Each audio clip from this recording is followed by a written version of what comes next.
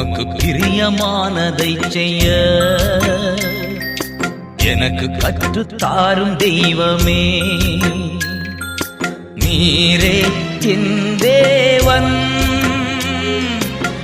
நல்ல பரிசுத்த ஆவியானவர் செம்மையான வழியிலே நடத்த வேண்டுமே, செம்மையான வழியிலே நடத்த வேண்டுமே.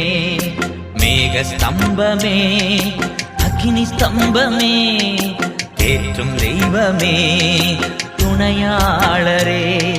மேக ஸ்தம்பமே, அக்கினி ஸ்தம்பமே, தேற்றும் தெய்வமே, துணையாளரே.